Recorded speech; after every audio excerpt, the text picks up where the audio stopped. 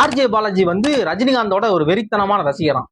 அப்படி இருந்தும் ரஜினிகாந்த் கூட ஒரு போட்டோ எடுக்கிறதுக்கான வாய்ப்பு ஆர்ஜே பாலாஜி கிடைச்சிச்சான். அதுல கொஞ்சம் கூட விருப்பமே இல்லாம அந்த போட்டோக்கு ஒரு போஸ் கொடுத்தாராம். அது என்ன அப்படின்னா, ஆர்ஜே பாலாஜி என்ன நினைச்சாரு அப்படின்னா, நம்மளும் வீடியோக்கு வந்துட்டோம், நம்ம எப்பயாவது ரஜினி சாரை மீட் பண்றோம், நமக்கு அவர் கூட பேசுற வாய்ப்பு கிடைக்குது அப்படின்னா, அதுக்கு முன்னாடி நம்ம ஆர்ஜே பாலாஜி ஒருத்தர் இருக்கான் அப்படிங்கறது அவருக்கு தெரிஞ்சிருக்கணும்.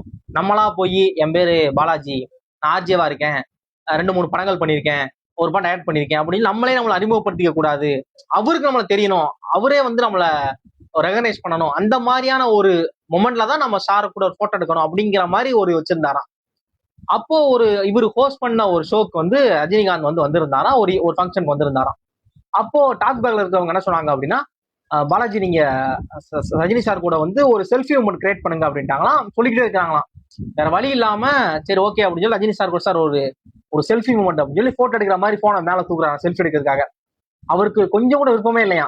ஏன் அப்படின்னா நம்மளை யாருன்னே தெரியாது, அவர் என்ன நினைச்சிருப்பாரு, சரி இந்த ஹோஸ்ட் பண்ற பையன் போல அப்படின்னு நினைச்சிருப்பாரு, நம்ம பேர் கூட அவர் தெரியாது, நம்ம நம்ம நினைச்சதெல்லாம் நடக்கலையே அப்படிங்கிற மாதிரி ஒரு வேற வழியே இல்லாம செல்ஃபி எடுக்க போனை தூக்குறாராம். அப்போ ரஜினி சார் சொன்னாரா, பாலாஜி போட்டோ நல்லா எடுங்க அப்படின்னாராம். என் பேர் உங்களுக்கு தெரியுமா அப்படிங்கிற மொமெண்ட்ல பாலாஜி இருக்காராம். என் பேர் தெரியுமா தலைவருக்கு அப்படிங்கிற மாதிரி இருக்காராம். அதுக்கப்புறம் அவர் சொல்றாராம், அந்த போட்டோ எடுக்க அந்த டைம்குள்ளேயே, கிரண் பேடி இன்டர்வியூ பார்த்தேன், சூப்பரா பண்ணியிருந்தீங்க, சூப்பர் ஜமாஸ் நீங்க போங்க அப்படின்னு, எடுங்க போட்டோ எடுங்க அப்படிங்கிறாராம். என் குழந்தை பார்த்திருக்காரு, என் பேர் தெரியுது அவருக்கு தலைவருக்கு அப்படின்னு. அந்த மொமெண்டே அப்படியே சந்தோஷமா மாறிடுச்சு, நான் என்ன நினைச்சேன்னா அது நடந்துருச்சு எனக்கு அப்படின்னு சொல்லி ஆர்ஜே பாலாஜி இந்த விஷயத்தை ஷேர் பண்ணியிருக்காரு. இந்த ஒரு தகவல் உங்களுக்கு இதுக்கு முன்னாடி தெரியுமா தெரியாதா அப்படிங்கிறதையும், தெரியாது அப்படின்னா இந்த வீடியோவை உங்க ஃப்ரெண்ட்ஸ் அண்ட் ஃபேமிலிக்கு ஷேர் பண்ணுங்க. Thanks for watch.